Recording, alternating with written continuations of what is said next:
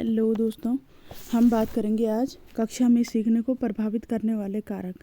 मतलब जब कक्षा में बच्चे पढ़ते हैं तो उनको कौन कौन सी चीज़ें डिस्टर्ब करती है, उनकी पढ़ाई में कौन कौन सी चीज़ें आती है जिसमें वो पढ़ाई डिस्टर्ब हो जाती है उनकी। तो ये है फैक्टर इन्फ्लुएंसिंग क्लासरूम लर्निंग। शिक्षा मनोवैज्ञानिकों ने कुछ ऐसे कारकों का वर्णन किया जिससे कक्षा में होने वाले शिक्षण सीधे प्रभावित होते हैं, मतलब डायरेक्ट उनको इफ़ेक्ट करते हैं। इसको हमने लिखा है बुद्धि भी प्रभावित करेगी। इसको हमने आगे एलोबरेट किया है। स्वास्थ्य, उम्र और एवं यौन, अवधान, अभिरुचि एवं अभिक्षमता, परिपक्वन मैच्योरिटी जिसे बोलते हैं, अभिप्रेरणा एवं संवेगात्मक स्थिति, सीखे जाने वाले विषय का स्वरूप, सीखने की विधि, शिक्षक का संचार क्षमता, सूचनात्मक पुनर्वेशन, कक्षा की भौतिक अवस्थाएं। इसको मैंने इसलिए एक उसमें लिखा है कि ताकि आप एक नज़र में देख सको कि क्या क्या चीज़ है और आप भी सोच सको इसके बारे में। आगे हम बात करते हैं। सबसे पहले हम बात करेंगे बुद्धि के बारे में। बुद्धि क्लास में बच्चों को कैसे डिस्टर्ब करती है। स्टूडेंट की बुद्धि का प्रभाव उसके शिक्षण या सीखने की प्रक्रिया पर सीधा पड़ता है, उसकी टीचिंग या लर्निंग प्रोसेस पर डायरेक्ट पड़ता है। हमने लिया है एक स्टूडेंट लिया है, वो कम बुद्धि या एवरेज कम बुद्धि मान के चलते हैं, ये कम बुद्धि वाला है। तो आपने गौर किया होगा कि जो आपकी क्लास में बच्चे होते थे, इंडिविजुअल डिफरेंसेस के बच्चे होते थे, व्यक्तिगत विभिन्नता के बच्चे होते थे, क्योंकि हर एक बच्चा एक जैसा नहीं हो सकता है।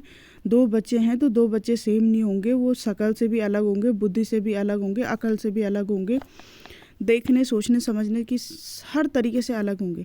तो जो कम बुद्धि वाला बच्चा है वो क्या करेगा, देर से सीखेगा, और जब देर से सीखेगा तो वो जल्दी भूल जाएगा। दूसरा बच्चा लेते हैं हम स्टूडेंट, दूसरा हमने जो लिया वो है एवरेज या फिर हम गिफ्टेड, जिसको प्रखर बुद्धि कहते हैं, प्रतिभाशाली। तो वो क्या करेगा, वो जल्दी सीखेगा और भूलेगा नहीं। मतलब जो जल्दी सीखेगा, जिसकी बुद्धि अच्छी होगी, तो वो जो टीचर पढ़ा रहा होगा वो अपनी समझ भी उसमें विकसित करेगा। तो जो सोच समझ के पढ़ा जाएगा तो वो जल्दी भूलेगा भी नहीं। तो ये बुद्धि बच्चे की इस प्रकार लर्निंग को प्रभावित करा। दूसरा है स्वास्थ्य, उम्र एवं यौन, health, age and sex. Schwartz एक मनोवैज्ञानिक है, 1977 में इन्होंने बोला कि सामान्य स्वास्थ्य के बच्चों में सीखने की प्रक्रिया बीमार रोगग्रस्त बच्चों की तुलना में तेज़ी से होती है। इन्होंने बोला अगर एक बच्चा सामान्य स्वास्थ्य मतलब उसकी हेल्थ बढ़िया है तो वो जल्दी से सीखेगा उनकी अपेक्षा कि यदि बच्चा बीमार या रोगग्रस्त है।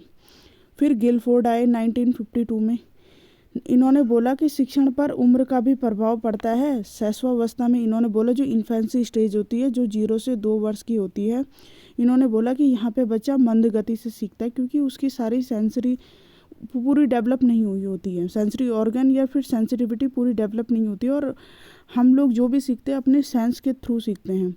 तो जो चाइल्डहुड होता है, जो 7 अर्ली, और ये होता है 6 या 7 से 11 साल तक। तो इसने बोला कि बाल्यावस्था में थोड़ा तेज़ी से सीखता है बच्चा, जो किशोरावस्था है इसमें और तेज़ी से सीखेगा। तो इसने 3 पार्ट में बांटा। फिर इन्होंने बोला कि इतना ही नहीं, शिक्षण पर लर्निंग और स्टूडेंट के सेक्स का भी प्रभाव पड़ता है। यहाँ पे सेक्स का मतलब होता है कि बॉडी में बायोलॉजिकल चेंजेस। तो इन्होंने बोला कि लर्निंग में सेक्स का भी प्रभाव पड़ता है। अब इसके बारे में देखते हैं। गर्ल्स बॉयज़ की अपेक्षा किसी पाठ को अधिक तत्परता से सीखने के लिए कुछ पहले परिपक्व हो जाती हैं। इस बात के लिए ना मैं अपने भाई को भी चिढ़ाती थी। मैं बोलती थी कि लड़कियों की एज ना 18 साल हो जाती है शादी की, और लड़कों की 21 होती है। इसका मतलब लड़कों को में देर से अकल आती है। गवर्नमेंट को भी पता था कि जब उन्होंने रूल बनाया तो गवर्नमेंट को भी पता था कि यहाँ पे लड़की 18 में मैच्योर हो जाती है और लड़का 21 में मैच्योर हो जाता है।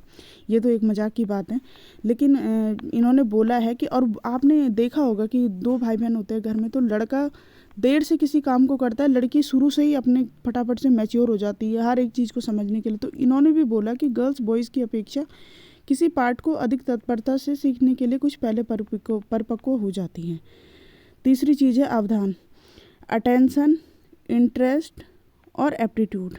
यहाँ पे थोड़ा सा ये वो हो गया है। क्लासरूम में अटेंशन, क्लासरूम में जब बच्चा किसी सब्जेक्ट को पढ़ेगा, अगर वो ध्यान से पढ़ रहे हैं तो यहाँ पे जो एरो ऊपर लगा रखा है वो ज़्यादा, अगर वो ज़्यादा ध्यान दे रहा है तो बच्चा तेज़ी से सीख लेते हैं। अगर बच्चा कम ध्यान दे रहा है, यहाँ पे मैंने ये नीचे की तरफ किया है एरो, कम कर मतलब यहाँ पे ये डाउन के लिए करा है, तो सीखने की गति धीरे हो जाएगी। फिर दूसरा है यहाँ पे इंटरेस्ट। क्लासरूम में कोई सब्जेक्ट पढ़ाया जा रहा है, अगर बच्चे का इंटरेस्ट नहीं है तो क्लासरूम की जो अचीवमेंट होगी, जो बच्चे की उपलब्धि होगी, वो उसकी कम होगी। जैसे कि यहाँ पे दिखा रखा है मैंने नीचे की तरफ एरो करके। अगर उसका ध्यान यहाँ पे ध्यान कम था तो तब भी सीखने की गति कम हुई। अगर उसका उस सब्जेक्ट के प्रति इंटरेस्ट नहीं है तो भी सीखने की गति कम होगी। फिर इंटरेस्ट इंक्रीज़ किया जाता है। एक तो बच्चे का ये दूसरी कंडीशन, पहले में तो ये था कि इंटरेस्ट नहीं है, दूसरी कंडीशन ये है कि बच्चे को इंटरेस्ट है, और दूसरा ये है कि इंटरेस्ट उत्पन्न कर दिया जाता है। कोई टीचर आ गया, वो अच्छे से पढ़ा दिया, तो उसने अगर उसमें उत्पन्न कर दिया। हमारे एक साइंस टीचर थे, तो जब मैं 9th में गई तो वो बहुत अच्छा बायोलॉजी पढ़ाते थे, तो मुझे बायोलॉजी से मतलब बहुत ज़्यादा वो हो गया था, सब्जेक्ट से अटैचमेंट हो गया था। मैं ही क्या, सबको हो गया था, क्योंकि वो सारे पढ़ाते ही वैसा थे, और पहले तक हमें बिल्कुल समझ में नहीं आता था। तो हमारी जो सीखने की प्रक्रिया हुई, आप लोगों के साथ भी हुआ होगा। और जब कोई टीचर होता है ना जो अच्छा नहीं पढ़ाता है, तो हमारी जो सीखने का प्रक्रिया होती है वो बिल्कुल नेगेटिव चली जाती है, हम बहुत स्लो हो जाती है। तो जो हम 9th में थे तो हम कई सारे बच्चों की बायोलॉजी जो क्या होगी, स्ट्रांग होगी थी। अब एप्टीट्यूड, यहाँ पे बात कर रहे हैं एप्टीट्यूड की। अब हम बात करेंगे कि एप्टीट्यूड से क्या तात्पर्य है। यह बच्चों की अंतःशक्ति होती है। अंतःशक्ति मतलब बच्चों की सोचने समझने की क्षमता होती है, उसके अंदर की योग्यता होती है। कुछ हद तक उसमें डेवलप करा सकते हैं, लेकिन और कुछ हद तक डेवलप और ट्रेनिंग। डेवलप का मतलब है ट्रेनिंग करा दिया। जैसे किसी के अंदर टीचिंग कराने की एबिलिटी है, उसकी एप्टीट्यूड है उसके अंदर टीचिंग का, तो वो टीचिंग उसको बीएड करा दो, डीएड करा दो, बीएड डीएलएड डीएड जो भी है, डिप्लोमा या डिग्री कोर्स करा दो, तो वो अच्छा टीचर बन जाएगा। दूसरी कंडीशन में अगर उसको टीचिंग में कोई इंटरेस्ट ही नहीं है, उसे चाहे तुम बीएड करा लो, डीएड करा लो, एमएड करा लो तुम उसे, या पीएचडी करवा लो, तब तुम उसे क्लास में खड़ा करो, वो बिल्कुल पढ़ा ही नहीं पाएगा। एक एप्टीट्यूड है, कुछ हद तक डेवलप करा सकते हैं। तो अगर बच्चे में ये एटीट्यूड है उस सब्जेक्ट को सीखने का, तो अन्य सब्जेक्ट की तुलना में वो तीव्रता से सीखेगा उस सब्जेक्ट को। दूसरा है मैच्योरिटी। मैच्योरिटी का क्या मतलब है, मैच्योरेशन मतलब परिपक्वन। लर्निंग प्रोसेस स्टूडेंट की मैच्योरिटी पर भी निर्भर करता है। प्रत्येक प्रक्रिया को सीखने के लिए शिक्षार्थी में मैच्योरेशन के निश्चित स्तर का होना अनिवार्य है। अब बात करते हैं, स्टूडेंट है, उसको हम अल्फ़ाबेट सिखा रहे हैं। मैच्योरिटी का मतलब हेरिडिटी और एनवायरनमेंट से है। उसकी मेन है हेरिडिटी के जो फैक्टर है वो उसमें कितने हैं। स्टूडेंट, उसको हम अल्फ़ाबेट सिखा रहे हैं, तो उसको जब अल्फ़ाबेट सिखा रहे हैं तो एटलीस्ट उसकी मैच्योरिटी इतनी, उसकी हेरिडिटी से उसकी मैच्योरिटी इतनी डेवलप हो गई हो कि वो पेंसिल पकड़ने के लायक तो हो। पता चल रहा है हम उसे अल्फ़ाबेट सिखा रहे हैं और वो पेंसिल ही ना पकड़ रहा हो, तो कहाँ से सीखेगा। दूसरा, बच्चा अगर हम उसे दौड़ना सिखा रहे हैं, एटलीस्ट बच्चे अपने पैर पे खड़ा तो हो पा रहा हो। और दूसरा, अपना बैलेंस बना के, जब हम 1 साल के बच्चे को दौड़ना सिखा रहे हैं, तो वो क्या चल पाएगा या कर पाएगा, वो नहीं कर पाएगा, क्योंकि मैच्योरिटी उसकी उतनी है ही नहीं। जब हम एक 3 साल के बच्चे को सिखाएंगे तो वो फुल्ली मैच्योर हो चुका होगा उस चीज़ को सीखने के लिए, तो हम उसमें एफर्ट्स डाल के सिखा सकते हैं।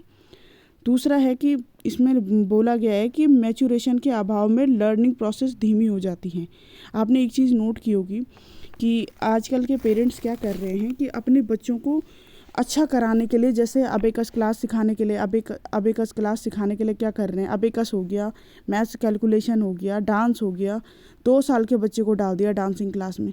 क्या कर पाएगा वो उस टाइम, उसकी खुद अपने आई हैंड कोऑर्डिनेशन, उसकी पूरा अपना ही कंट्रोल नहीं होता अपनी बॉडी में, तो वो वहाँ पे क्या, वो खाली टाइम वेस्ट करेगा। हाँ, दिखा देते कि 5 या 6 साल में उसने डिप्लोमा कर दिया, सिंगिंग में हो या फिर उसमें डांसिंग में हो या फिर कैलकुलेशन में हो, उसको खाली डिग्री मात्र मिल गई। फिर दूसरी चीज़ क्या है कि लर्निंग प्रोसेस धीमी, चले तो जाएगा वो, लेकिन जो उसकी लर्निंग प्रोसेस होगी, अगर उसकी एज के अकॉर्डिंग उसे प्रॉपर गाइडेंस दी जाए तो वहाँ पे उसकी लर्निंग प्रोसेस तेज़ होगी। और जब यहाँ पे दिया है मैच्योरेशन के अभाव में, मतलब कम एज में तुम कोई ऐसा काम दोगे जो उसकी योग्यता नहीं है, तो उसका लर्निंग प्रोसेस ऑलरेडी ऑटोमेटिक धीमे हो जाएगा। फिर 5वां है अभिप्रेरणात्मक एवं संवेगात्मक स्थिति, मोटिवेशनल एवं इमोशनल स्टेट। इसमें क्या है, इसमें है हमने एक स्टूडेंट को लिया है। मोटिवेशनल, देखो हम बात करेंगे तो सबको पता है कि मोटिवेशनल क्या होता है, इमोशनल स्थिति क्या होती है। हम डायरेक्टली एग्जाम्पल पे चलेंगे, हम यहाँ पे इंडक्टिव मेथड पे चलेंगे। इंडक्टिव मीन्स आगमन विधि, हम पहले एग्जाम्पल देंगे, उसके बाद हम डेफिनेशन पे आएंगे।